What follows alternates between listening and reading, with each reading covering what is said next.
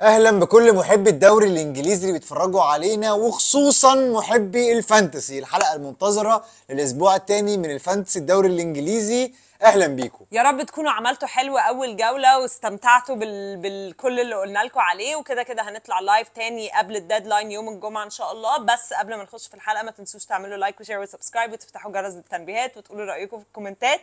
ويلا نخش على اهم نصايح. نصيحة للي أول موسم يبدأ فانتسي، أو حتى الناس اللي بتلعب فانتسي بقالها كتير. دايما في أول أسابيع بيبقى الناس اللي هو شافت واحد جاب جونين بنجري نجيبه، زي إيزاك مثلا، مع إن ماتشاته غلسة قوي الماتشين اللي جايين.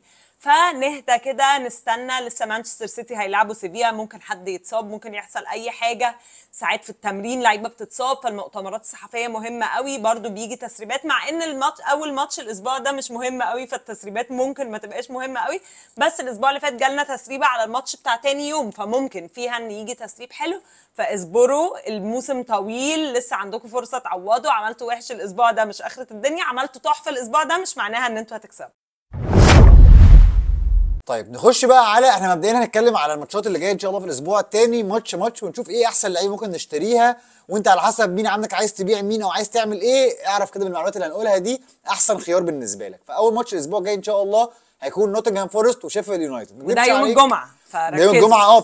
اوعى تنسى وتركز كويس قوي، عشان ياما ناس حصل لها وفوتت الديدلاين وطبعا تلاقي نفسها متخزوقه.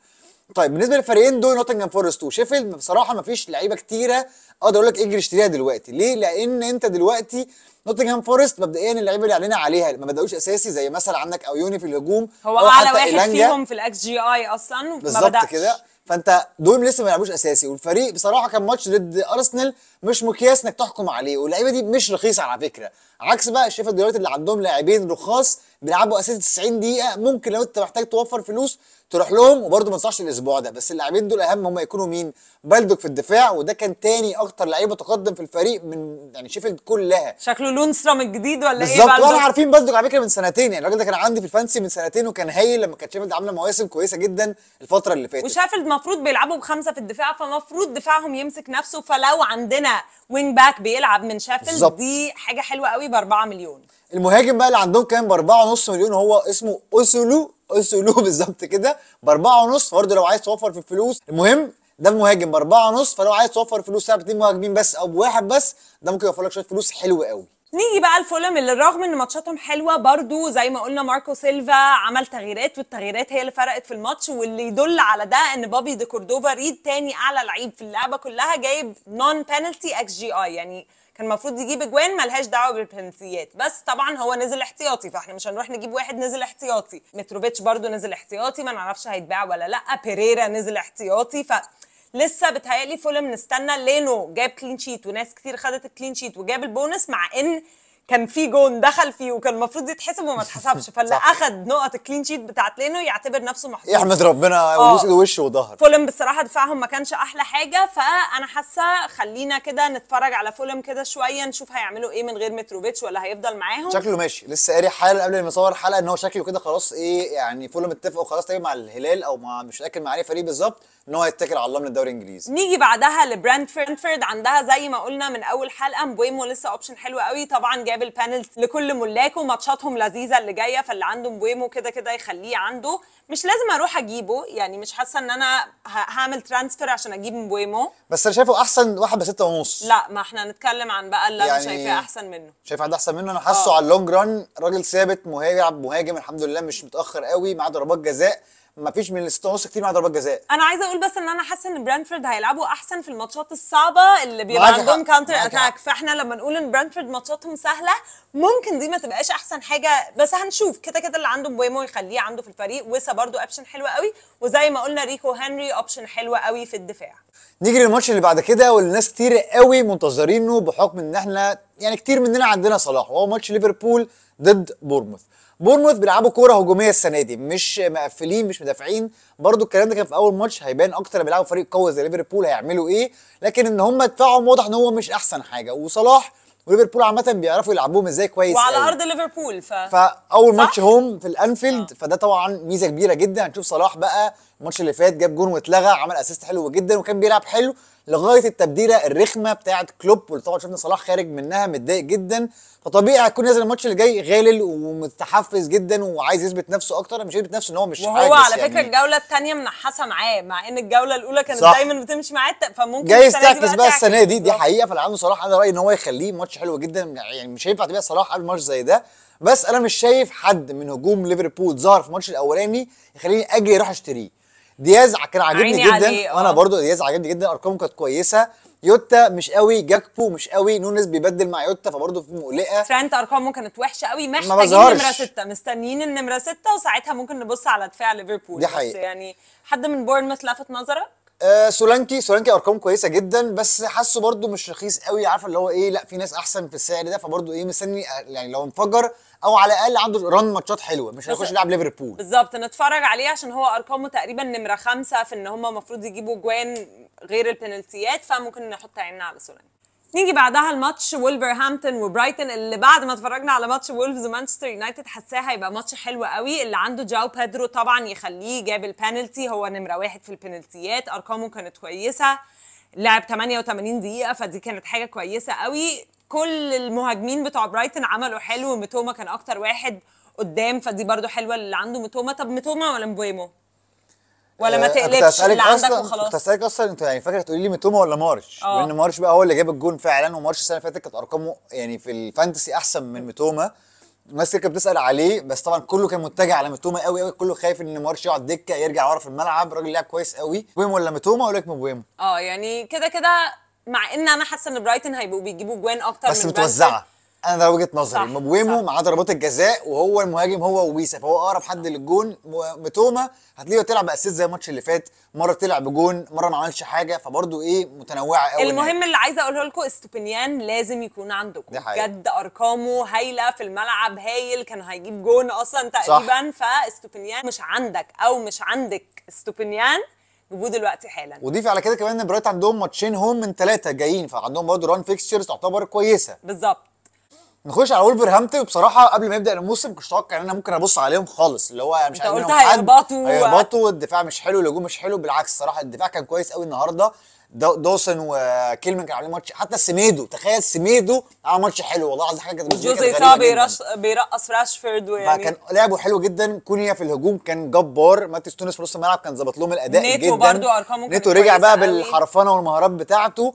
بصراحه ما اكذبش عليك مش هشتري منهم حد الاسبوع ده طبعا، صعب قوي، لكن عينيا عليهم، اسعارهم كويسه، فلو فضلوا يلعبوا بالطريقه دي لا ممكن يطلعوا لنا بشويه ارقام كده ولعيبه زي الفل. بعد كده نيجي لقمه الجوله وهي مانشستر يونايتد ضد توتنهام في ارض توتنهام. وبتهيألي اكتر حد عليه العين من توتنهام هو ماديسون، ارقامه كانت حلوه قوي، معاه السات بيسز، خد نمره 10 بتاعت كين، بيلعب حلو قوي فعلا. انا متحمسه لماديسون الموسم ده، هو عندي في الفانتسي واتبسطت جدا، خد انذار كده غلس يعني بس مش مشكله، متحمسه له. ريتشارلسون لسه محتاج يتاقلم، يعني انا كنت حاسه هشتريه على طول، بس ماديسون سدد لي الخانه دي ومش حاسه ان انا لازم اجري على ريتشارلسون. لو ريتشارلسون ابتدى يشتغل طبعا هيبقى اوبشن حلو قوي، ان هو في اللعبه نص ملعب وبيلعب مهاجم ورخيص قوي واساسي في فريق هجومي هجومي هجومي.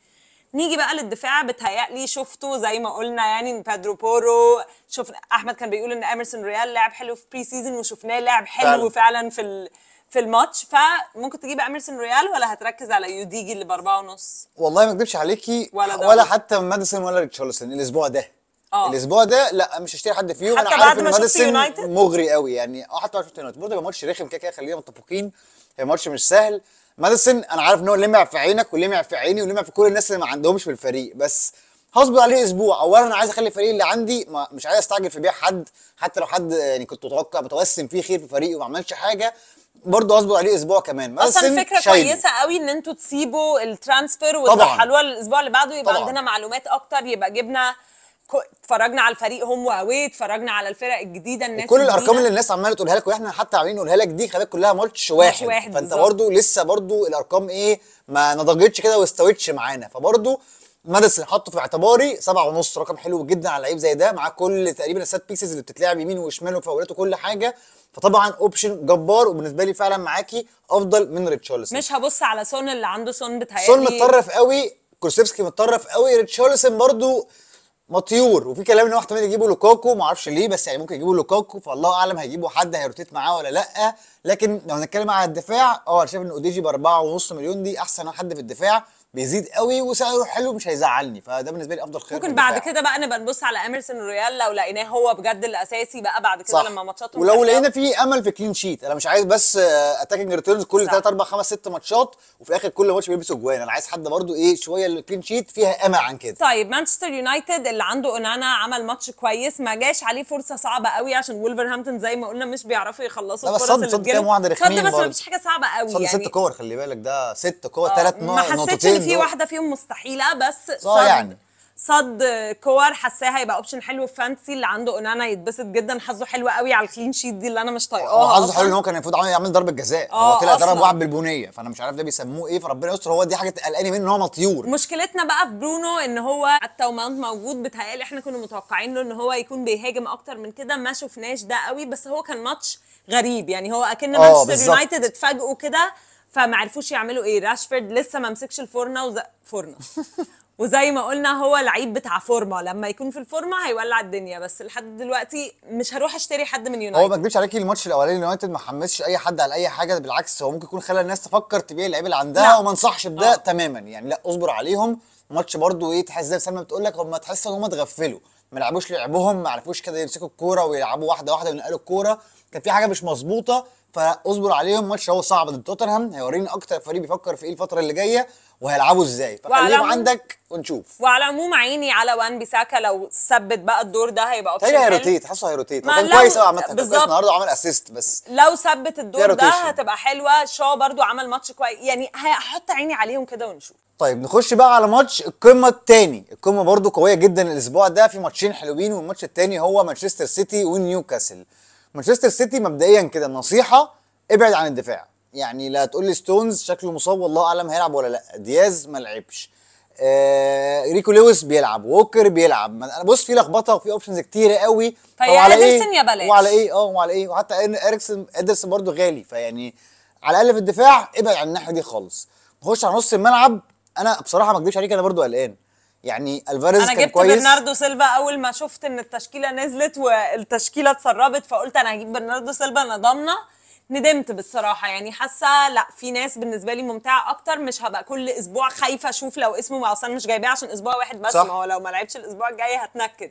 فبتهيألي هالاند كده كده ما فيهوش كلام 90% يعني. فيعني مش هنتكلم احنا يعني. الفاريز انا حاسه ان باصابه دي بروين، انا عارفه ان دي فيها بقى، دي ممكن نتكلم فيها شويه. اصل كده كده احنا بنخاف لما بنجيب حد من سيتي، غير هالاند كده كده هتخاف، فخاف جيب واحد رخيص قوي لو بيلعب هيعمل لك حاجه. فبالتالي الفاريز ممكن يبقى اوبشن حلو. الفاريز اوبشن انا شايفه افضل حاجه عشان هو ارخص حاجه زي ما انت بتقولي يعني. فودن برضه في شك، جريليش ما شمش الملعب ما اعرفش ليه، مع انه كان اكتر اللعيبه اللي خدت دقايق عشان هيلعبوا سيفيا وعلى كاس بقى. ما ده برضه خليه ماتش نتابعه، جايز يحصل اصابه جديده تاكد لنا مثلا لعب حد تاني فيهم، فبرضه تابعوا ماتش سيفيا ده هيبان منه مين اللي ممكن يلعب الماتش اللي بعديه. نيجي بقى لنيوكاسل، وهتتفاجئوا مين اكتر واحد متوقع له اجوان او جايب اكس جي اي الماتش اللي فات. مين؟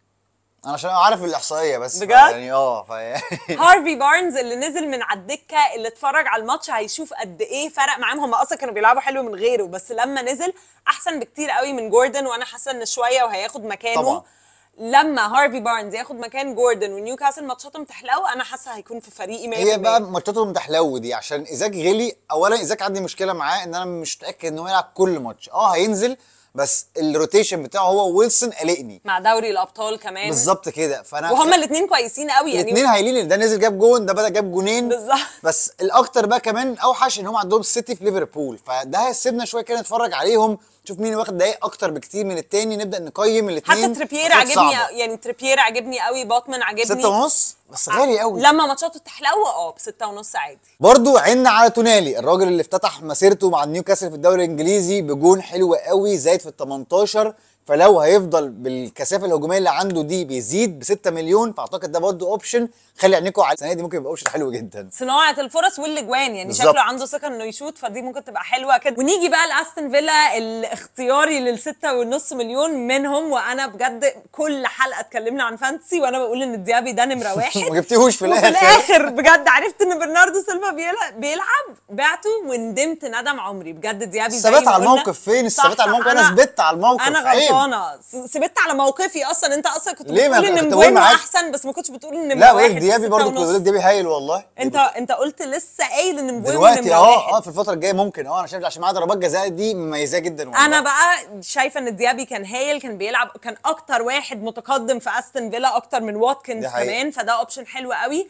اعلى واحد متوقع له نقط من الجوله الثانيه للجوله التاسعه في الستة ونص هو ديابي، فانا اول ترانسفير هعمله بس قبل الديدلاين على طول هو اني هجيب موسى ديابي مكان برناردو سيلفا. هو غالبا عارفه عشان أنا عندي ديابي فحاسس ان مويمو جامد، انت عشان عندك ديابي فحاسس ان الديابي جامد، هي بتمشي كده في الفانسي للاسف. ايوه بس انا حتى هو عندي والله كنت مقتنعه انه جامد. اللي الاكس جي اي بتاعه كويس في المدافعين هو ماتي كاش، يعني طبعا استون فيلا دفاعها كان وحش قوي الماتش اللي فات، واحنا للاسف يعني مش جدا، هنقدر واصابه نقول اي مينس حاجه. وحشت الموضوع جدا. بالظبط، فبتهيألي مش هروح اجيب حد من دفاع استون فيلا، هستنى كده نشوف القصه دي. في اي حد تاني من استون فيلا اللي عنده واتكنز مثلا واتكنز يبيعه عشان لا ويجيب خليه، لا ديابي؟ لا بالعكس خليه، هو كان ماتش اوف، حتى في الماتش الاوف ده عامه عمل لك اسيست، فبرضه احمد ربنا عندي نيكولاس جاكسون ما عملش حاجه نتكلم عليه اكتر لما يخش على تشيلسي. لكن واتكنز لعيب كويس، لعيب متجرب، لعيب بيعتمد عليه، فخليه عندك ما تقلقش، ما تتسرعش في الفانتسي في الاول، صدقني طالما انت مقتنع بيه في الاول خليك معاه. ده عجبك في ايفرتون؟ ما انا عندي بيكفورد. ف بص انا مش هتسرع وابيع بيكفورد، كده كده هو بجد دخل فيه جون يعني لسوء حظ ما كانش المفروض يخش فيه. انا عارفه ان انا اجيب بيكفورد دي طبعا ممكن اندم عليها ندم عمري، يعني ايفرتون قادرين ان هم ينكدوا على الواحد، بس هديله كده فرصه كده كام ماتش كمان. بس بتهيألي مش هروح اشتري حد، يعني مع ان موباي اعلى واحد اكس جي اي في اللعبه كلها، بس هو ملك ان هو يضيع الفرص. بالظبط، هو هيجيب فرص حلوه بس بيضيعها، فرحتي. بالظبط، بس حاسه ان ايفرتون هيبقوا احسن من السنه اللي فاتت بكتير، بجد هم ما لعبوش وحش يعني. لما كالفرت لون يرجع حاسه ان انا متفائله لهم. باترسون كان كويس، بس الغريب ان هم بيلعبوا لعب مش شبه لعب شون دايش. يعني هم بيلعبوا هجوم قوي، اللعيبه كتيره في ال 18، فحاسس ده ممكن ياثر شويه على الدفاع. يعني احنا كنا متوقعين دفاعهم يبقى قوي، حاسه هيبقى عادي، مش هقول لك هيبقى وحش بس مش شرط يبقى عارف لما يجي شون دايش في مخك وتتخيل كده لعيبه طويله قافله الجون، لا مش شرط يكون ده الكيس السنه دي. نيجي بقى الماتش ويست هام ضد تشيلسي اللندن ديربي، وزي ما قلت اصلا في الاول مفيش اي حد خطف عيني من ويست هام غير بوين. انا مقتنعه ان بوين هيبقى عنده موسم كويس قوي، حاسه اللي عايز ياخد ريسك ويجيبه ما يجيبوش يعني قبل ماتش تشيلسي، بس حاسه ممكن اي حد ياخد ريسك ويجيبه، حاساه هيبقى الموسم بتاعه حلو. بالنسبه لتشيلسي فتشيلويل لازم يبقى عندك، ما فيهاش هزار. اولا عندنا تشيلسي عندهم 4 ماتشات حلوين الفتره اللي جايه، اصعبهم ويست هام، الباقي بقى لوتون وبورموث ونوتنجهام فورست وحاجات كده، فتشيلويل لازم يبقى عندك. انا اصلا بالنسبه لي ريس جيمس كمان، يعني اللي عايز يبيع جابرييل، اللي عايز يبيع ستونز، اي حد عايز يبيع حد ممكن يجيب ريس جيمس. برضو كان هايل، كان عامل جابها حلو مع ستيرلينج الله يكحمه، بس المهم انهم كانوا عاملين مع بعض جابها كويسه، او على الاقل يعني ستيرلينج سايب المساحه حلوه قوي على الخط لريس جيمس، عمل كوره هايله لنيكلاس جاكسون للاسف طلعها فوق العارضه، فالراجل كان يستحق اسيست كمان. تشيلو الناحيه الثانيه عمل اسيست وجاب جون. لو هيلعبوا 3 ورا الدبل اب فيها، والله الدبل اب فيها، بس انا حاسس ان بوتشيتينيو هيغير الخطه كتير، بس الاثنين دول اساسيين ما تقلقش منهم. ولو مستكتر الفلوس عندك سانشيز في الجون ب4.5 يا معلم، ده لقطه. يعني انا جاب لي 9 نقط ولا 8 مش فاكر، بس انا عيني قوي على سانشيز ده ان انا ممكن اوفر منه فلوس ويبقى عندي حارس مرمى من تشيلسي ودبل اب زي الفل. في نص ملعب تشيلسي بصراحه لسه مش قادر احط ايدي على اي فانتسي اسيت ممكن يطلع منهم، اي من الاوبشن الحلو، لان جالاجر يعني كان نوعا ما واقف 6. هنشوف بقى لما يجيب كايسيدو هيلعبوا ازاي. مودريك ما بداش اصلا مع انه توقع ان هو هيبدا الفتره اللي جايه. ستيرلينج بجد كان وحش جدا، حتى لو تحسن هيبدا نشوفه الاول، لكن ما تجيش تجيب ستيرلينج عشان هو اساسي ب7 مليون، لا اصبر عليه عشان ده برده لعيب فورمه، فلما يمسك فورمه ممكن نبدا نشتريه. بالنسبه للناس اللي عندها نيكولاس جاكسون صدقني خليه، اللعيب ما جابش جوان ولا اسيستات وطلع بنقطه واحده انا عارف، بس الراجل كان قريب جدا من الجون لولا اليسون، وان اليسون كان متالق كان طلع بجون او 2 كمان. الراجل شاط 4 كور على الجون منهم 2 على المرمى، كان قريب قوي والله، لولا بس اليسون كان مولع الدنيا. واعتقد لو انت زيي انت جايبه وعارف ان ماتش ليفربول مش هتطلع لك باي حاجه خالص، عادي جدا، انت جايبه عشان ال4 ماتشات اللي بعديها، فاصبر على الولد ده بجد هايل. وصدقني هو في الماتش ده اثبت ان هو كويس جدا، بالعكس هو عشان ما جابش بوينتس تحسه وحش، لا هو كلاعب كان قريب من الجون، ده اللي انت عايزه من المهاجم بتاعك في الفانتسي. ونيجي لاخر مباراه في الجوله وهو لندن ديربي تانية، وهي كريستال بالاس ضد ارسنال. زي ما قلنا كريستال بالاس ما فيهمش غير ازي، ماتش غلس قوي فما حدش يروح يشتريه، اللي عنده ازي كده كده خليه في الملعب، هو بيعرف يلعب ضد الفرق الصعبه والسهله، هو بجد لعيب جامد، ارقامه كويسه، فضلت كويسه الماتش اللي فات، فاللي عنده ازي يفضل بيه. بتهيألي ما فيش اي حد تاني العين عليه. في اي حد حاجه في ارسنال بقى عايز تقولها؟ قلقان على مركز رامسديل؟ لا مش قوي، قلقان اكتر على جبريل. الناس اللي عندها جبريل يعني رايي ان انت تصبر عليه على الاقل الاسبوع اللي جاي كمان. لو ما بداش لا ممكن تبدا تفكر انك تبيعه وخلاص، بس على الاقل اديله اسبوع كمان هيبان اكتر هو ناوي يعمل ايه. برده الماتش اللي فات ده كان بدايه الموسم، كان يمكن عايز يجرب حاجه جديده، الله اعلم. اصبر عليه اسبوع كمان بس، خليه كده ايه في بس بالك هو ما ممكن عملش تبيعه حاجه عادي. غلط لدرجه انه يتقلش تماما غريبه يعني الصراحه غريبه. طب اصابه تيمبر ريحت اي حاجه من اختيارات عشان كده الدفاع؟ انا عشان كده بقول لك اصبر على جبريل الماتش كمان، هنشوف اكتر بعد تمبر ايه اللي حصل، لكن برضه قلقان منه شويه. طب ممكن حد يروح يجيب نكاتيا مثلا، ولا برضه الروتيشن في الهجوم هيبقى كتير؟ شايف حد زي خواو بيدرو مثلا احسن، حاسس لا في ناس اوفر او بنفس ثمنه ممكن يبقى احسن منه، فبرضه طيب. قلقان. اللي عنده بقى ساكا كده كده اكيد مفيهاش يفضل هزار. بساكا. حد يروح يجيب مارتينيلي او اوديجارد؟ مارتينيلي هو اللي كان مفاجاه بالنسبه لي عشان لعب حلو قوي. انا كنت قلقان قوي من الروتيشن بتاع تورسادو وما زلت قلقان، بس مارتينيلي بيثبت على مكانه، الراجل لاعب حلو جدا ثبت على مكانه. فاللي عنده مارتينيلي برضه يخليه. حاسس راح اشتريه يعني. انا اللي مش حسسني عارف. ان مارتينيلي فكره كويسه، ان وانا بتفرج عليه كنت خايفه وأنا انه يجيب برضه، للناس وأنا. اللي عندهم نقط، فده حسسني وجاب ان هو اسيست يعني، عمل اسيست الاولاني بالظبط. بس هو هيطلع بدري كده كده، تروسارد هينزل بالذات في الماتشات الاسهل اللي انت يعني. انا حاسه ان هيبقى فيه روتيشن، بس اللي عنده مارتينيلي خليه. مش حاسه اني هروح اجيبه دلوقتي. تعالوا نشوف كده برضو ارسنال هيلعبوا ازاي، يلاقوا بقى الخطه الصح، يعرف هيلعب بهافرتس ازاي، نعرف كل القصه دي وبعدين نروح نجيب اوديجارد. لا غالي قوي يعني، غالي قوي على ان هو برده متاخر شويه في الملعب، مش جوه ال 18 على طول زي السنه اللي فاتت، او لسه برده ده اول ماتش مش قادر احكم عليه قوي. بس لا شايف ان ساكا افضل بكتير. خليك في ساكا في الهجوم. حتى هافرتس مش عاجبني برده يعني، مش حاسه فانتسي اسيت قوي. فلا خلينا في ساكا لغايه ما حد يتصاب وحد يتثبت. انتوا عارفين الفانتسي بتحب قوي الاصابات، فربنا يسترها على الكل. بس كفانتسي خلينا منتظرين. قبل ما نخش على فقره الكابتنه، عايزين نقول لكم ان احنا هنرجع نعمل فقره الحق اصبر افكس، بس احنا مستنيين كده الفرق تتبني. اصل احنا مش هنبتدي نفكس ناس من دلوقتي، فقلنا الفقره مش هيبقى ليها لازمه. وكذا حد في الكومنتات قالوا لنا ان هي عجباهم ان احنا عملناها ماتش بماتشه. قولوا لنا برده تاني في الكومنتات عايزين الفورمه بتاعت الحلقه تبقى عامله ازاي، لو عجباكم دي ولا نغيرها. ونخش على فقره الكابتنه. يلا بينا. الأسبوع ده هنطول فيها جدا، بس الاسبوع ده بجد فيها كلام يعني. في ناس كتير هو واحد يعني نوعا ما عليه العين شويه يعني. هالاند هيلاعب نيوكاسل اللي هم المفروض ان دفاعهم كويس قوي، مع ان الماتش اللي فات ضد استون فيلا كان في الاول كده في ثغرات بانت كده، ما كنتش حاسه ان هم الدفاع الصلب يعني. بس بتهيألي هالاند مش مضمون انه يجيب هاتريك ضد نيوكاسل يعني. بصي اصل انا خايف. اصل انا عملت المصيبه دي عملتها السنه اللي فاتت والله العظيم، وبرده كان عند هالاند عنده مانشستر يونايتد، رحت كابتنت صلاح وفشخت للاسف. فصلاح عنده بورموث طبعا ماتش هايل، ماتش في الانفيلد طبعا صلاح ايدي بتكوين ان انا كابتنه، بس عمال بفكر فيه عشان قلقان من هالاند، هموت مش عارف اعمل ايه يعني. كابتن هالاند يعني حاليا سايبها على صلاح. هي المشكله ان بجد هالاند بقى عند 90% من اللعبه، هي دي. وبجد صلاح عند رقم اصغر من كده بكتير حاجة قوي. 20% فلو تقريبا. لو هالاند عمل اي حاجه واحنا مش مكابتنينه وصلاح حتى جاب اسيست بس، بجد هنتسوح. بس لو العكس بقى اللي حصل هتتظبط، لو هالاند ما عملش حاجه وصلاح عمل اسيست بس هتفرقك جدا في الاوفرول رانك بتاعك. فاحنا لسه ما قررناش، هنستنى نتفرج على ماتش مانشستر سيتي بتاع بكره كده ونسمع الاخبار ونعرف اي حاجه حصلت. بس قولوا لنا في الكومنتات انتوا هتكابتنوا مين. طب لو حد ولا عايز يكابتن هالاند ولا عايز ساكا يكابتن كريستال صلاح بالاس دي حلوه بالظبط. وبس كده يا جماعه. لو عجبتكم الحلقه ان شاء الله يا رب تكون عجبتكم، ما تنسوش تعملوا لايك وشير وسبسكرايب وتفتحوا جرس التنبيهات عشان تشوفوا حلقات اول ما بننزلها. واشتركوا في دوري احمد وسلمى، لازم. دوري سخنان قوي وبجد حلو قوي، هنحاول نعمل لكم جوائز وكده. فاشتركوا دلوقتي هتلاقوا الكود على الشاشه في حته. هنقول لكم ان شاء الله بقى كده مركزين انا وسلمى على الليج بتاعنا بتاع احمد وسلمى، بس احنا لسه بنصور بعد ماتش مانشستر يونايتد، فلسه ما اتحسبتش النهائيه بعد البونص والكلام الحلو ده. فبرضه هنتابعكم اول باول احنا فين وبنعمل ايه ودنيتنا ماشيه ازاي. وبننزل فرقنا على انستجرام وبننزلها في الشورتس، فاعملوا لنا فولو في كل حته. ونشوفكم على خير الحلقه الجايه ان شاء الله. بعد كده نيجي لقمه بعد كده معلش يا جماعه بنصور الساعه 1 الصبح فعشان استنينا ادم ينام. بعد كده نيجي لقمه الاسبوع، مش عارفه قمه الجوله، قمه الاسبوع او مش فارقه. بعد كده نيجي لقمه الجوله وهي مانشستر يونايتد ضد توتنهام. خلينا من الاول كويس كده.